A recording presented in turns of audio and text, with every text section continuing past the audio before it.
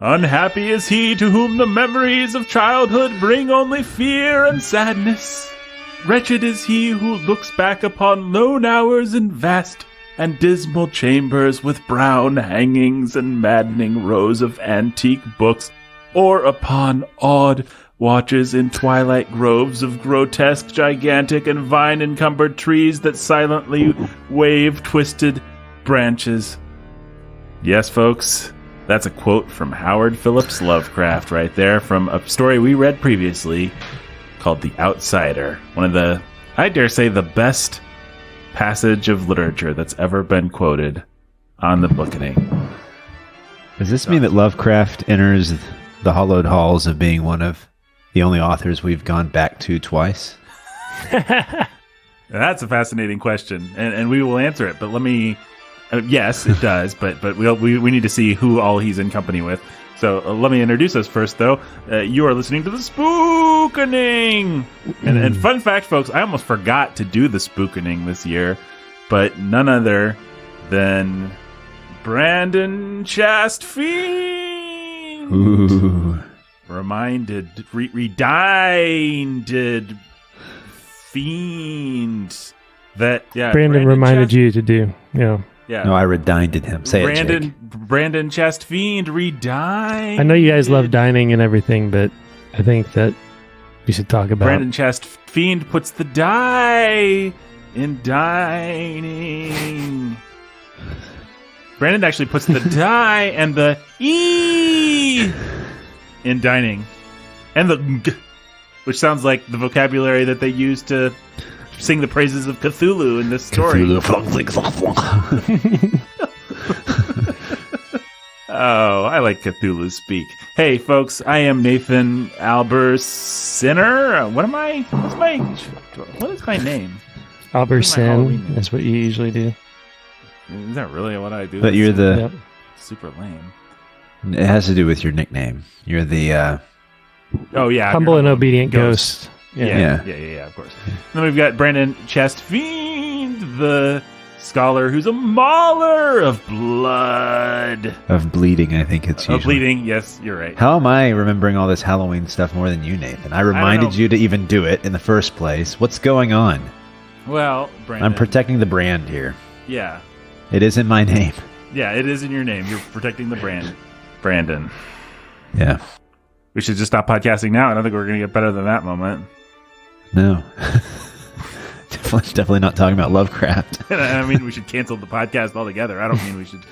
No, listen. That was the We haven't apex. even introduced Jake Menskiller, the pastor who's a master of bleeding. So, Menskiller.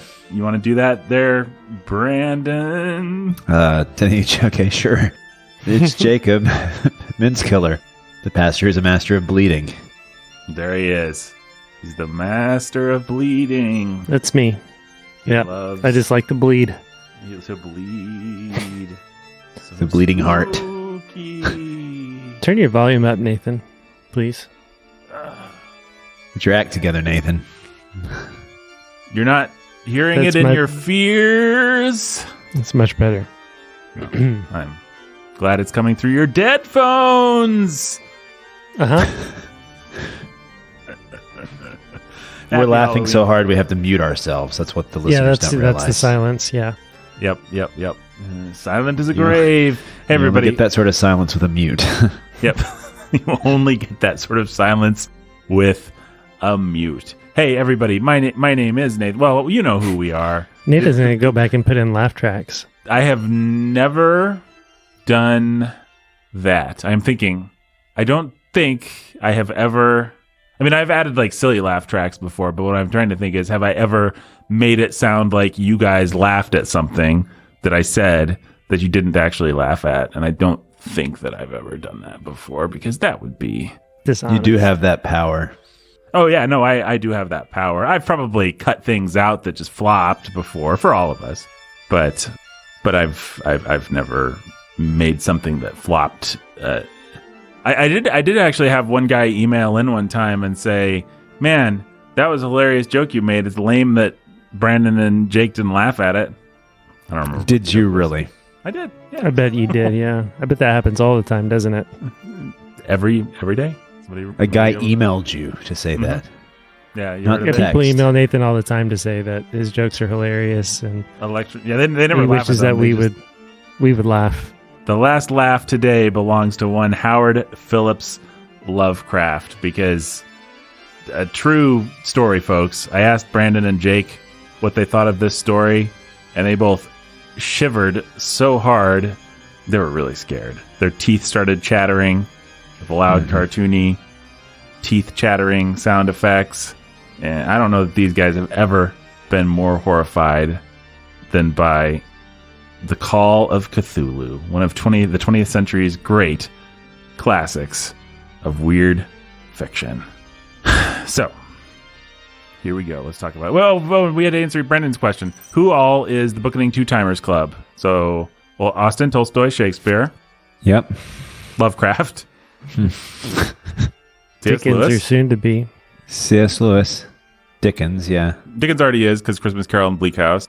Tolkien. Deservedly so.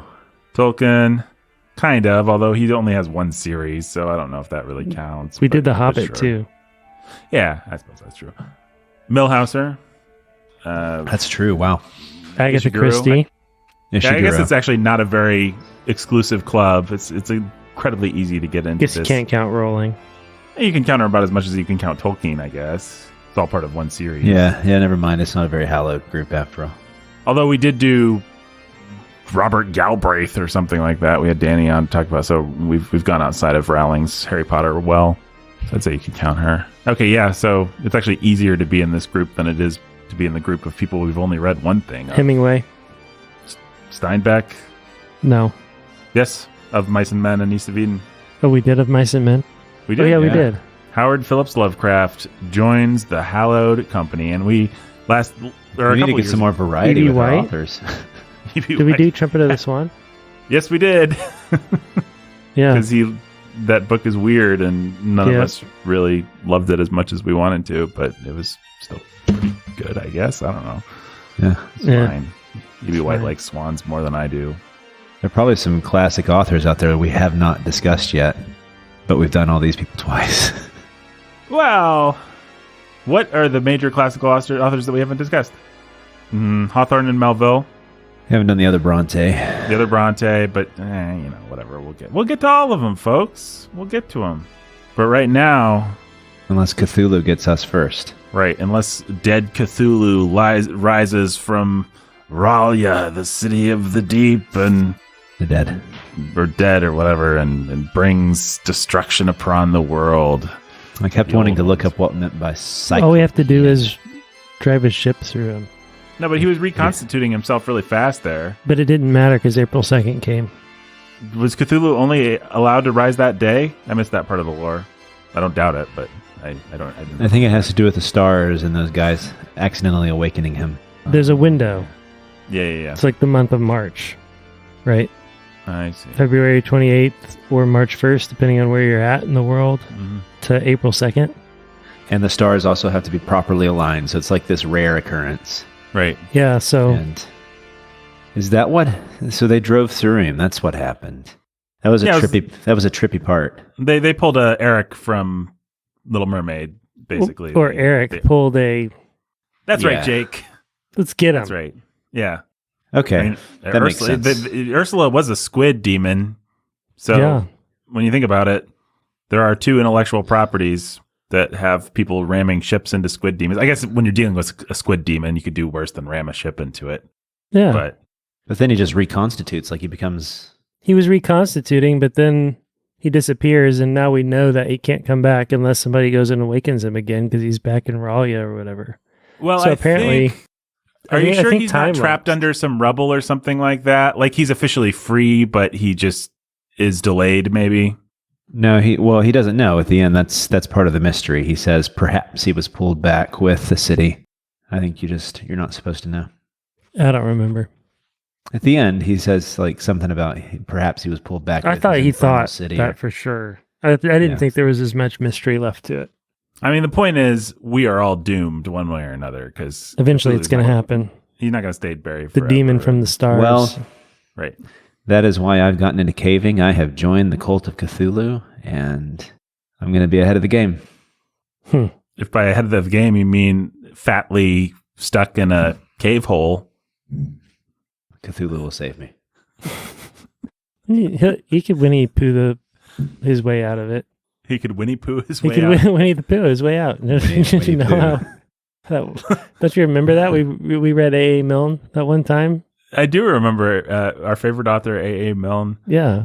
And Winnie the Pooh gets stuck in Rabbit's Hole and just has to wait till he gets thin. Would we draw a picture of a different animal on Brandon's butt? Don't they do that to Winnie the Pooh? What? Maybe in like the cartoon or something like that. I don't think that happened in the book, did it? Oh, well, I don't know. I don't know. It's been a long time since I've read that. That was like 5 years ago or something like that. That's a long time ago. Time for a revisit. That was like 3 studios ago. That True. was like pre-studio. That was in between the library, which was our initial studio, and our first real studio. So That was at the church. yeah, that was just like in a Sunday school room. Yeah, no, that was actually before Sunday school. I think that was actually in the pastor's college room, like for that small window. So that's like early Bookening.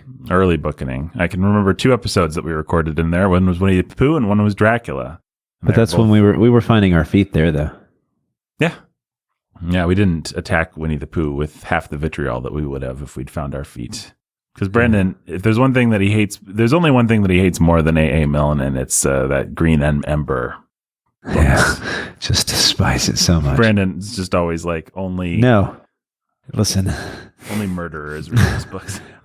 Didn't you say they were racist? I may have impressionable minds out there who listen to this thing occasionally, and I do not hate those books. I think they're fine. Right. Man, I can't. What Brandon actually is himself is racist, and he was saying like only Hawaiians read those books. And we all know how Brandon feels about the Hawaiians. That's true. Let's go, Brandon. Hey, Brandon, do you want to offer any context on Howard Phillips Lovecraft? No. I didn't think so. How are we even going to get a show without Brandon's contextual text and telling us about H.P. Lovecraft? I think we've done that in the past. Nathan, don't you have some things to say about Howard? You said you didn't even know his name. Howard Phillips Lovecraft is the Brandon, you don't know his name? 1 star. HP. 1 star. Hewlett Packard Lovecraft. I wish that he had lived more up to his last name. Well, we're gonna litigate that. Here, I'll say this: we don't have to talk much about Lovecraft. I'll give people a few fun facts. He loves rafts. He loves rafts. Oh, love sea rafts. Yeah, love X rafts. Lovecraft is in pretty ill repute these days because he's always talking about he's racist. Yeah, he's always saying negros and usually not in a very complimentary manner. Pretty pejorative. This story has some examples of that. Right. There's his grandfather or whoever is killed by somebody of that persuasion. And when they bust up the voodoo ring, there's all kinds of racist tropes and stuff like that, which that's all through Lovecraft. The N-word appears. So in these modern times, he's fallen out of favor a little bit. And there was that HBO show you guys probably heard of called Lovecraft Country. Yeah. Which is all about like black people claiming Lovecraft and claiming the mythology and recontextualizing it for themselves without giving any deference to the man himself, which I think is kind of silly, but that's what you can do with new criticism and stuff like that. Yay! Lovecraft was a miserly, reclusive guy who was a virulent atheist, as you can imagine, and really into science and really into kind of a weird mix of science and superstition and old myths and all the kind of supernatural stories. And he ended up writing a lot of really famous weird fiction stories for a little publication called Weird Tales, which was one of the pulp magazines. I know we've talked about pulp magazines in multiple places. Probably what episodes could they listen to us talk about pulp magazines? Probably the other Lovecraft one that we did, which is The Outsider. Bradbury, Raymond Chandler. We talked about pulp magazines many times, but basically, they printed magazines for men, and they were supposed to have a bunch of racy content, and they were printed on very cheap pulp pulpy paper. And Weird Tales was one of them in the early 20th century, and Lovecraft is one of the people who's lasted. He is arguably the most influential dark fantasist of the 20th century. His whole for lack of a better word, his cosmological approach really caught on, and you'll see its influence in everything from Stephen King to modern Marvel movies to all kinds of stuff. Shang-Chi and the Seven Rings just had a very Lovecraftian beastie at the end, this kind of demon that was lurking behind a gate that we didn't want to open up the gate because the demon will come through the portal. Anytime you don't want to open a gate because the demon will come through the portal and it'll spell the end of the world, that's just Lovecraft. He invented that whole thing. So Hellboy is obviously Lovecraftian, Stephen King. You've seen Lovecraftian tropes a million times. You just feels may very not have Jungian. known. Yeah. Stranger Things. Oh, Stranger Things is majorly Lovecrafty, down to there was a poster for season 2 that had like a giant purple squid monster lurking in the sky or something like that, which is, maybe that even happens. I've only watched the first episode or the first season of Stranger Things because I think that show is overrated and basically garbage for slobs and idiots. But, Not too strong of an opinion. What's that? Not too strong of an opinion. No, it's not as strong as Brandon saying that only Nazis read Green Ember. Is that what you said? I'm trying to remember your exact words. Pretty sure those were my words. Yeah. So, what'd you guys think? Call of Cthulhu is H.P. Lovecraft's most famous story. H.P. Lovecraft is also famous for having a well-defined mythos of monsters and ancient books and his own little section of Connecticut. He's a little bit like what's his face? Like Bradbury, but who's the Southern Gothic Faulkner guy? Yeah, he's a little bit like William Faulkner in terms. This is his own little yacht in Tophet County. Yeah, he's got his own little Dunwich University, and some of the characters that appear in this one, you'll see references to them in other places. So he's kind of fun in that way, and I think that's one of the reasons that he's caught on with nerds, is you can kind of scour his works and learn about the world and go on his wikia and update things. And obviously lots of people have written in his cosmos and in his mythos and built out the world, and there are board games and cards and Cthulhu Lives posters and parody things. And nobody's ever made a great H.P. Lovecraft movie, but not for lack of trying. Guillermo del Toro was famously trying really hard and had a green light to do At the Mountains of Madness with Tom Cruise, and then the deal fell apart or something like that. But one of the great, along with Guillermo del Toro's Hobbit, one of the great unrealized cinema movies, I call them. Well, I don't know how representative this work is of his other works, but he describes a lot of impossible things in this one. That would be pretty hard to capture. Yeah, it's a weird mix of stuff that you feel like has been assimilated into like Marvel and stuff. Like the big city coming out of the sea with green slime all over it is very like something that we'd see in a CGI fest these days. But then there's like all the stuff about it was in alien geometry. It was it's convex but actually concave, and oblong but actually acute. Yeah, lots of just like you don't even know nonsensical paradoxes that, what does it even mean? Yeah, it's easy it's to supposed to evoke a dreamy feeling, of a dream or a nightmare. And it's effective at evoking that. Mm-hmm. But in terms of actually visualizing it. Yeah, it's easy to kind of grab the icons. Like Cthulhu is pretty well described, and he's basically just a giant squid dragon. But then to actually do justice to some of the world building would be pretty difficult.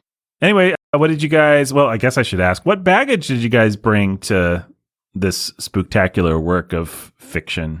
Having read that zombie story, that's the baggage I brought. Same. And hearing references to Cthulhu.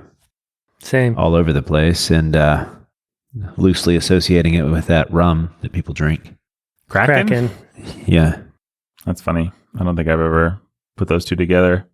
Huh. So Cthulhu's like a giant squid monster then. Yeah, I think that's pretty commonly known now. Yeah. I don't remember why. There was something that popularized it, right? Or maybe it's just popular.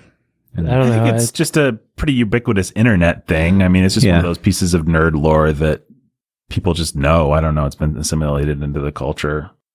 Although I don't know how many people I could name in my life that have actually read these stories outside of myself and a couple of weird fiction friends. But obviously there's a big swath of nerddom that likes them. So, okay, yeah, my baggage people know. I have read most of H.P. Lovecraft and enjoyed a lot of it and enjoyed a lot of fantastical fiction and dark fantasy type stuff. Anyway, what did you guys think about old Cthulhu, the Call of? So Nathan sent this story to us. Well, he told us we were going to be reading this. Brendan asked, hey, should we do something for Halloween? Yeah, I stuck my foot in it and I looked it up and said, wow, this is long. Did we do At the Mountains of Madness last year? No, we've never done At the Mountains, but The Mountains of Madness is very long. It's like a novella. Yeah, because I know I've looked at that before, and I was like, I think I was glad we didn't have to read that because it was so long. And I started reading it, and I'm like, this it was not what I expected. I mean, it's got the purple prose and the overblown descriptions that make Lovecraft. Like one of my favorites was towards the end. They're going back to the ship. And all he wants to say is the steam hadn't died down. There was still enough steam to get the ship going. He said, steam had not been suffered to go down entirely. So he just has a way of saying what he wants to say in a very obtuse and twisted way. He never says what he can say in 2 words if he can say it in 10. But in this particular story, I think that it actually adds to the feeling of madness and insanity. The fact that the grammar doesn't hold together, that it's kind of difficult at times. Like you guys pointed out, and I guess I just kind of glanced over this paragraph too quickly, that he actually pierces Cthulhu and drives through his belly.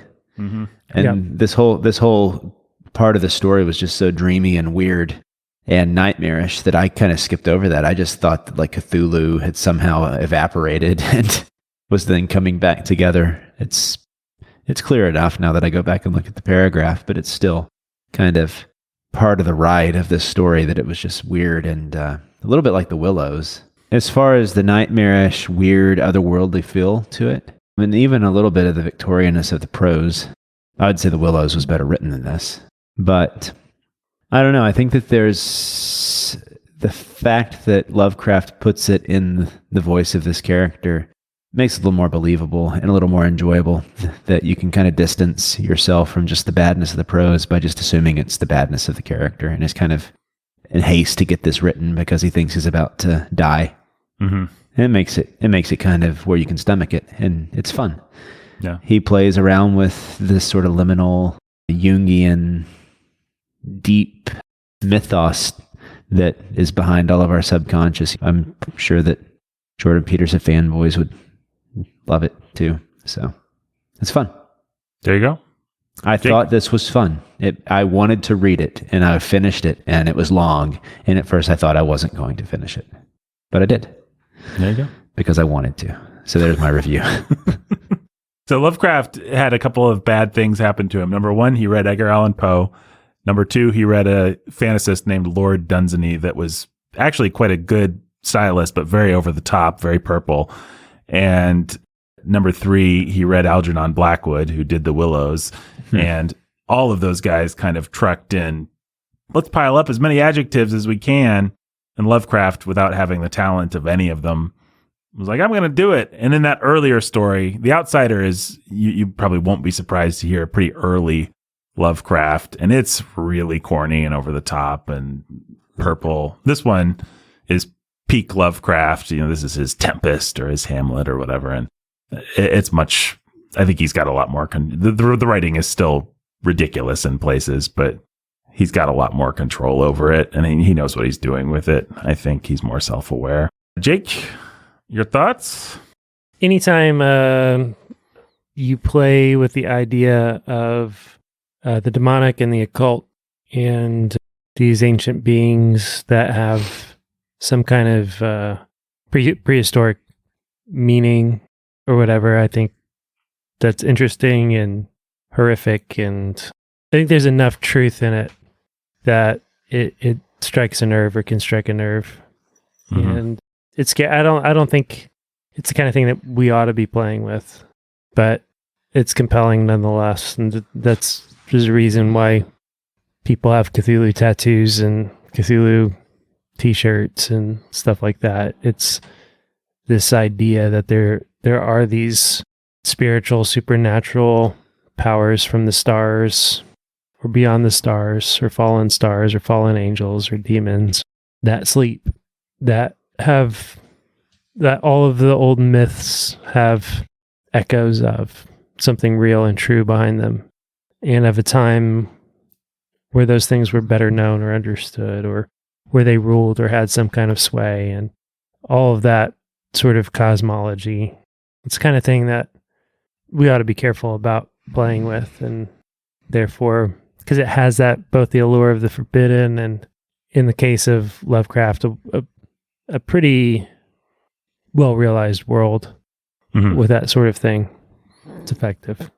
So I listened to it. I didn't read it. I started reading it because we were driving, let Amanda drive, and I started reading, but I had to finish it on the way home, and I couldn't see. So used an Audible credit. You didn't want your children in the car to see you scream like a girl in abject fear. Right. So we just listened to it together. So you all just listened to it together. Because he wanted to see his kids scream in abject fear. Right. He's like, why should they see me? I want to see them. Yeah. Yeah, exactly. That's interesting. As you're talking, Jake, I wonder how much influence, because I think the answer is not a little. Lovecraft has had directly or indirectly on the whole modern, what would you call it? The movement of people like Alex Jones and the guys that are going to talk about their drug trips and the transcendent beings and kind of the new, what do we call that movement? Yeah, well, there's a whole world of cryptoarchaeology that believes that the biblical flood was real. These aren't believers, but that the biblical flood was real and wiped out an entire advanced civilization that we have memory of. We have some kind of collective memory of in these ancient stories. And so Atlantis and things like that. So yeah, there's I think a lot of that may well have origin in just geeks who read Lovecraft and thought, well, that's interesting and cool. And two, I mean, I think we have Carl Jung to thank for a whole lot of this stuff. You know, even Tolkien and Lewis and the ways that they sort of conceived of, you know, all myths having common origins, and they're being... The way they filled out their individual fictional cosmologies was very much this. Yeah, and the idea that, you know, that let's not be dismissive of all of this stuff, fairies and dragons and these bizarre Homeric, Cyclopean or whatever Lovecraft called it, type things. What does that word mean anyway? Cyclops. I think he's referencing like the Titans and things from Greek mythology and stuff like that. Yeah, I figured, but then it's not ever specifically a Cyclops. It's just, or a one-eyed or one anything. So let's see. Cyclopean masonry, wall constructed without mortar using enormous blocks of stone. Okay. This technique was employed in fortifications where use of large stones reduced the number of joints, denoting a type of ancient masonry made with massive irregular blocks, Cyclopean. Right. So he was just using a very specific... I think that must be what he's talking about. Yeah, for sure. Because it also means of or relating to a Cyclops. Yeah, I think the thing that Lovecraft really engineered and helped pioneer that I think continues to be influential even on the modern crypto people, cryptoarchaeology people, and really everybody, is he took it out of the realm of the strictly numinous and gave it this sheen of sort of sciency-ness. You know, they're from the stars. They're not from fairyland. There's a little, if you think about the difference between this and the Willows vastly superior story. The Willows they could be from fairyland. There's something, it's just not defined, which is what makes the Willows great. But Lovecraft does define it, and he defines it as being something that's in universe. That's something that's, he gives it a nice sheen of atheism, is what he does, and some sciencey stuff. It's like science horror.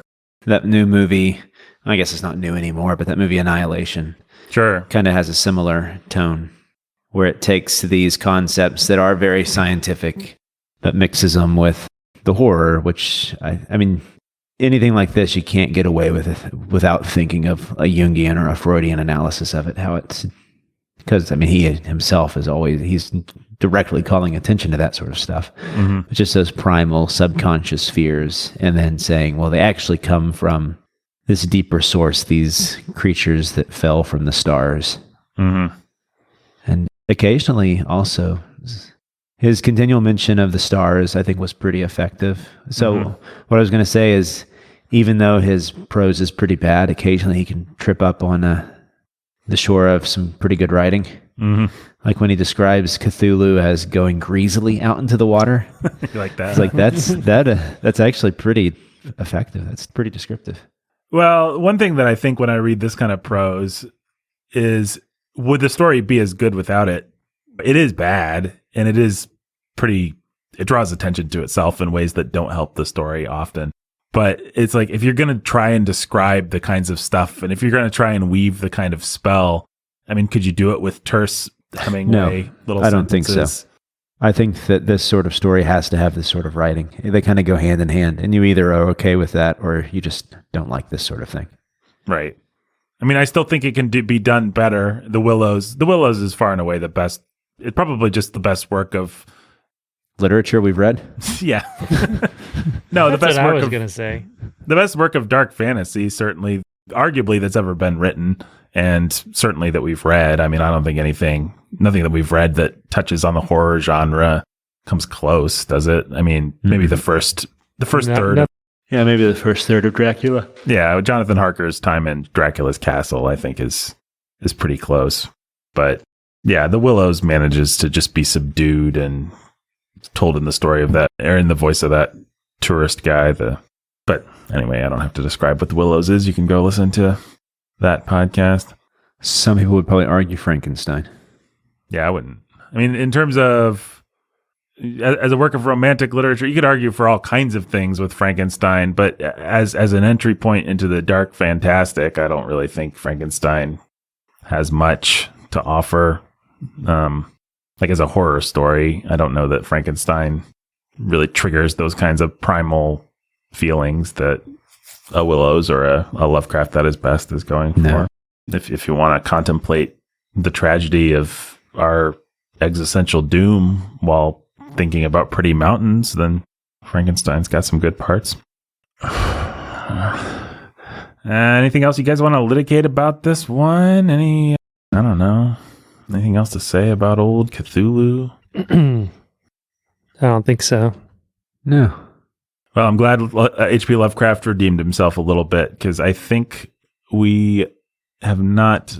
Probably The Outsider is one of the top stories we've ever dunked on. Right up there with Wrinkle in Time and a couple other things. I think so. I mean, just that first... I was just looking think we at were The Outsider. unfair? No. I think we were completely fair, but That's a pretty bad story. I think it was dumb of me to choose it as being representative of Lovecraft. Call of Cthulhu is definitely... Yeah, we would more. have had a completely different take on Lovecraft if you had given us a story instead. Sorry, I was reading the last lines of At the Mountains of Madness. Tekel Lee. It's a little bit like the ending of East of Eden. Well, I would just like to remind everybody that wretched is he who looks back upon lone hours in vast and dismal chambers with brown hangings and maddening rows of antique books. Dismal is he. Yeah. It's just not a good thing. I'm trying to think if there were any other just howlers, and there were, but I can't find them. There were some really funny bad lines in Cthulhu. On this book or this story? Yeah. Man, I'm not going to be able to pull them up. I should have marked them as I went through. Well, something that made me laugh just because it was unexpected. The parallel with what went before was the thing which seemed instinct with a fearsome and unnatural malignancy was of a somewhat bloated corpulence. Somewhat bloated corpulence. He ate too much Taco Bell. Yeah. Brandon, your first book of poetry, A Somewhat Bloated Corpulence, is due out this winter. Oh, I knew I shouldn't have read that. I knew. But yes. But yes, my book of poetry. Yes. Self-published. Oh, man. A Somewhat Bloated Corpulence. Well, there you go, folks. In his house at Relia, dead Cthulhu waits dreaming. Or to say it in the original, Fanugwi, Muggle, Nuffle, Cthulhu, Relia, Wagnaggle, Patagnan. Faniglui, Migglenoff, Cthulhu, Reliwe, Wagonaggle, Fatagan. Your turn, Jake. Don't have it in front of me, guys. Sorry. Man. Well, Jake, how many bloated corpulences out of 7,042 do you give to the Call of Cthulhu? 4,947. And how many bloated corpulences would you give to the Willows, just for a reference point? 1.7 million. Oh, wow. That's Whoa. bloated corpulences. Jake's got a cat. Jake's gonna get. Yes, I do. Oh, man. Same, as far as whatever Jake said, 4,000 some odd. Well, I'm going to give it. I mean, I could docket corpulences for all kinds of things, including the fact that it exists at all. But if just taken on its own terms, if you want it to do what it's trying to do, then I would say this is a 6,000 bloated corpulence story. Doesn't surprise me that's where you land. Doesn't surprise you. That's where my bloated corpulence greasily landed. Slides into your review, yeah. Okay. Well, speaking of bloated corpulences, you know what the opposite of bloated corpulences are? Our patrons. Yeah, that's right. They are. They're withered corpses. they're withered corpses. And what I like to do to them is Call them out. call them out. Stupid withered. All right. Jake, why don't you shout them out? And then Brandon, why don't you read a random sentence from the Call of Cthulhu, or a random phrase, and it will be the phrase that best describes this person. All right. So if it's not funny, just blame the fact that I didn't really want to take the time to find something funnier. No.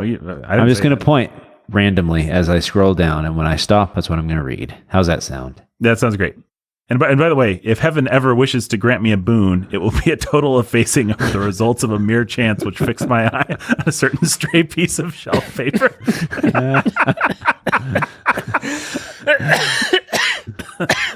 That was a good one. I like that one. Sometimes you just wish you could write a sentence like that. I mean, I think the other thing that might save Lovecraft is if you read his correspondence and stuff, I don't think he was entirely unaware that he was doing this. He was having a little fun with it. Maybe not as much as he should have been, but anyway. All right. So we've got some patrons to shout out here. By the way, if you want to become a patron of the Bookening and have your name shouted out, what would you have to do to have that happen, Jake? You go to patreon.com/thebookening and sign up to give at least $10 a month. You could sign up for more, $25 a month. Does it really get you a book? No, it gives you a t-shirt. Oh, it gets you the t-shirt. $50 a month gets you the book. Mm-hmm. Yeah. Books are great and entirely worth the price of admission. They come personalized for you by us. It's really great. A lot of fun. Yeah, it's a lot of fun. And we don't get no Dover classics either. That's right. Some nice high quality We do books. it right. We do it right. And speaking of nice and high quality, let's do some donor shout outs. So we've got Rhonda and Robert the Lovebirds. Robert and Rhonda the Lovebirds. There is no language for such abysms of shrieking and immemorial lunacy. That's amazing. Oh, yeah. The Artful Anthony Dodger. The Artful Anthony Dodger. The odor arising from the newly opened depths was intolerable. Was it? I guess. Sorry, Anthony. Little Anthony's Cigar Store. Little Anthony's Cigar Store. Oh, I'm just supposed to read something random. Okay. Yeah, it's fine. Something very like fright had come over all the explorers before anything more definite than rockin' ooze and weed was seen. By the way, folks, go to 114 West Magnolia Avenue, Suite G in Auburn, Alabama. Get yourself some cigars from Little Anthony's Cigar Store. You won't be sorry. The Immortal Chelsea E. The Immortal Chelsea E. The polarizing miasma welling out from this sea-soaked perversion. Sorry, Chelsea. Sorry. Are you, though? That's amazing. Jimmy Beam and Little Annie Oakley. Little Jimmy Beam and Little Annie Oakley. Surface is too great to belong to anything right or proper for this earth, and impious with horrible images and hieroglyphs. Lily of the Valley. Lily of the Valley. The dream place he saw was abnormal, non-Euclidean, and loathsomely redolent of spheres in dimensions apart from ours. All three, huh? Yeah. Andrew and Esther the Lovebirds. Andrew and Esther the Lovebirds. Visibly darkening the sky as it slunk away into the shrunken and gibbous sky on flapping membranous wings. The Keith Master. I'm having fun in this section, so I'm just going to stay here for a little while. I think you picked the right section. It lumbered slobberingly into sight and gropingly squeezed its gelatinous green immensity through the black doorway into the tainted outside air of that poisoned city of madness. Boy, sorry, Keith Master. David's Mighty Men Trucking, of course. David's Mighty Men Trucking. He thinks two perished of pure fright in that accursed instant. John and Jill. Not quite as good. Nah, that's fine. John and Jill and Little Baby Max. John and Jill and Little Baby Max. Have I read this already? There is no language for such abysms of shrieking and immemorial lunacy. Did I read that? Such eldritch contradictions of all matter, force, and cosmic order. No, I haven't read that. Jay and Katie, who are cold and love cheese, and also C.S. Lewis and Kill It Until We Have Faces. Jay and Katie are cold and love cheese, and everything else Nathan just said. What wonder that across the earth a great architect went mad. Unsurprisingly kind of mundane. Of all the things he could say are wonderful. Fairy Princess of Wonder and Happiness, Mother Beth. Fairy Princess of Wonder and Happiness, Mother Beth. Sorry, Mother Beth. This is just what's coming up next. The green, sticky spawn of the stars had awakened to claim his own. Man, you gotta watch out for the green, sticky spawn of the stars. Consul Prime Adam. Consul Prime Adam. The stars were right again. No. Hey, nice. Good for Consul Prime Adam. He's coming out ahead so far. Nathan, not me? Nathan, not Nathan. I've already said that 3 men were swept up by the flabby claws before anybody turned. No, I don't think so. Okay, good. Ryan the Red Avenger and Judith of the Ladies of Justice. Ryan the Red Avenger and Judith of the Ladies of Justice. Plunging frenziedly over endless vistas of green-crusted rock to the boat. Haven't we all? Benny and Danny Tiberius. Benny and Dana Tiberius. An angle which was acute, but behaved as if it were obtuse. Ah.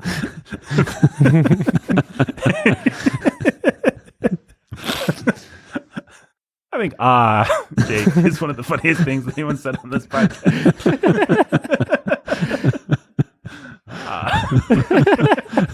I take your meaning, sir.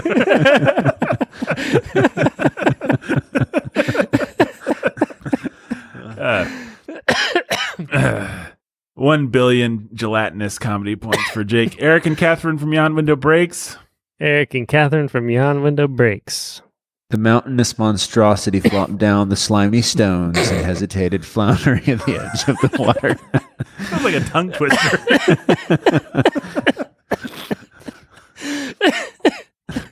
The gelatinous monstrosity flopped down the slimy stones. Say that 10 times fast. Okay. Professor and Lady X. Steam had not been suffered to go down entirely. Lavender's green, Dylan, lavender's blue. Lavender's green, Dylan, I love you too. Slowly, amidst the distorted horrors of that indescribable scene, she began to churn the lethal waters. That's not so bad. Noah Constrictor? This is going to take forever. All right, this is going to be shorter phrases now. Yeah. The masonry of that charnel shore. Maricheap? The titan thing from the stars slavered and gibbered. The fair and fragrant maiden Chloe? Great Cthulhu slid greasily into the water. Nice. Jake, I'm not hearing any shout-outs. He's jumping all over me. I'm just letting him go. Oh. Anthony was cold and hates life, liberty, and the pursuit of cheese. Anthony's cold and hates life, liberty, and the pursuit of cheese. With vast wave-raising strokes of cosmic potency. Ah, yeah. Jiu-Jitsu Jeffrey the Texas Ranger? Jiu-Jitsu Jeffrey the Texas Ranger. Went mad, laughing shrilly as he kept on laughing in intervals till death found him one night in the cabin. Midnight Ninja Ellen? Could surely overtake the alert until steam was fully up. Return of the Jedediah? Return of the Jedediah. Ran lightning-like on deck and reversed the wheel. Jay of Rack and Ruin? Foaming in the Rack noisome. and Ruin. Foaming See, in the he's noisome jumping brine. all over me. Sorry. Foaming on the noisome brine. Foaming on the noisome brine. Timothy the Rider at Dawn? Timothy the Rider at Dawn. Mounted higher and higher, the brave Norwegian drove his vessel head-on against the pursuing jelly, which rose above the unclean froth like the steam of a Damon galleon. The brave Norwegian drove his vessel against the pursuing jelly. I love that one out of context. I should put that on Brandon's mug of literary quotes. Where are we? Matty, man. The awful squid head with writhing... Man. Sorry. No, The you're awful not. I think you just don't care anymore, Brandon. I do care. The awful... I think you don't care, okay? Jake, I'm going to prove to you how much I care. Are you? Yeah, maybe. The awful squid head with writhing feelers. Did I say... Your words strike me as insincere, Brandon. Did I say Eric and Kate the Camp Champ Kings who are warm and love bees? No. I don't know. I've not been able to repeat any, so I've given Jake, up. it's now your turn. Is it my turn? Uh-huh. You sure it's my turn? I'm sure. Eric and Kate the Camp Champ Kings who are warm and love bees. Eric and Kate, the Camp Champ Kings, who are warm and love bees. Bursting as of an exploding bladder. Yes. Tyler, the Keeper of Eternal Darkness, and Laura, the Keeper of Eternal Light. Tyler, the Keeper of Eternal Darkness, and Laura, the Keeper. This is going to be a great few phrases here. A slushy nastiness as of a cloven sunfish. We can all picture a cloven sunfish. Ooh, where was I? Cold Steel Cody? Cold Steel Cody. A stench as of 1,000 open graves. Jacqueline the Librarian Barbarian? Jacqueline, the Librarian Sound that the chronicler would not put on paper. John Bombadilla Bomb Diggity and Captain Tennille, his mate. John Bombadilla Bomb Diggity and Captain Tennille, his mate. Befouled by an acrid and blinding green cloud. Saxophone Alex. Saxophone Alex. Venomous seething astern. The other Saxophone Alex and Dubstep Danny. The other Saxophone Alex and Dubstep Danny. The scattered plasticity of that nameless sky spawn nebulously recombining in its hateful original form. Ryan, the Terror of Texas, and Erica of the Cream and Crimson, who no longer are stuck in the cold. Please send cheese. What Nathan just said. Oh, no, we're out of those. That's so sad. Now we just get to read random things. Sorry for everybody. Sorry for everybody. Who knows the end? Indeed, Not me. who does know the end? Ben Solo and Kylo Ren. Ben Solo and Kylo Ren. Never mind. There's this all over the place. By the sinking whilst within his black abyss. John the Cosmic King of Chaos. John the Cosmic King of Chaos. Still bellow and prance and slay around idol-capped monoliths in lonely places. Oh, man. That just describes Brandon. He's always bellowing and slaying around idol-capped And prancing. monoliths. Don't forget prancing. And prancing in lonely places. You just texted us yesterday when you were doing that. You guys look at me prancing around lonely monoliths. And slaying, too. and slaying. Yeah, obviously. That's what Brandon does. He slays. Yeah, that's kind of... I slay. That's right. What's the name of your poetry collection again? Slushy Corpulence? Hook loaded. Bloated corpulence. Bloated corpulence. Yes, that's right. John, did I say John the Cosmic King of Chaos? Oh, yeah. John the Cosmic King of Chaos. What has risen may sink. Ooh. Matthew the Mind Flayer. Matthew the Mind Flayer. What has sunk may rise. Yeah, it's right. Right up.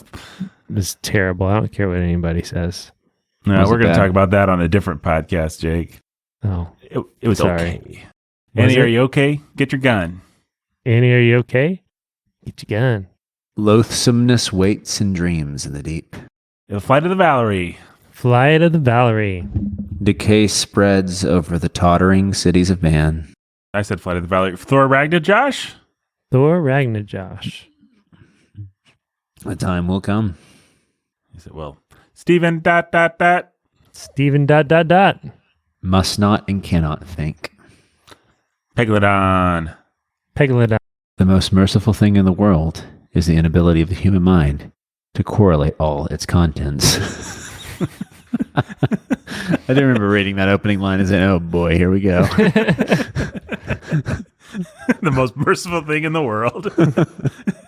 Hey, guess what, Mother Teresa? My mind can't correlate all its contents. Some more merciful than you. Okay, Christopher the Flower Hulk? Christopher the Flower Hulk. Lives on a placid island of ignorance in the midst of black seas of infinity. That is a good insult. Tell somebody. Excuse me, folks. We're entering the home stretch here. We're in the home stretch. We're sliding. Lady of the Crystal Lake. Lady of the Crystal Lake. It was not meant that she should voyage far. Ian the Death of Marion, Lord of Death. Ian the Death of Marion, Lord of Death. Theosophists have guessed at the awesome grandeur of the cosmic cycle. Indeed. I was just thinking about that the other day. A man in possession of an Emily is in want of nothing. A man in possession of Emily is in want of nothing. Oh, let me know when we got the last one, okay? Because I got the perfect one for them. Mass of feelers, a scaly, rubbery-looking body, prodigious claws on hind and forefeet. You've got one better than that? Oh, yeah. Oh, man. All right. Emily Nightshade, the Haunter of Dreams. Emily Nightshade, Haunter of Dreams. The base were equally baffling. All About the Benjamin? All about all Benjamin's baby. We were all really disappointed by that one. Nameless rites and human sacrifices were certain queer hereditary rituals addressed to a supreme elder devil or Tornasuk. Tornasuk? I don't know. Is it like a sunder? The Mysterious Phantom, of course. The Mysterious Phantom. An aged Angikok or wizard priest. I don't know. These are strange words. I can't read them. Can wizard you say that priest. one again? No. An aged wizard priest. Nathan, it's not funny. Brandon can't really read. Expressing the sounds in Roman letters as best he knew how. Half of these have described Brandon. All right, this is the last one, Brandon. I hope you got a good quote for it. We've got our old and good and dear friends, Jeremy, the dark-hooded Lord of Death, and his brooding bride, Maya! Maya! Senglui Miglvonoff Cthulhu Railway Wiganoggle Verdagen. You had me until Wiganoggle for Dagon. Wiganoggle Verdagen, guys. Wiganoggle for Dagon. And as we always say on the Bookening, Wiganoggle Verdagen. Hey, I think we have our teacher. All right. Well, guys, I think Wiganoggle for Dagon. Wiganoggle Verdagen. Jake. What he said.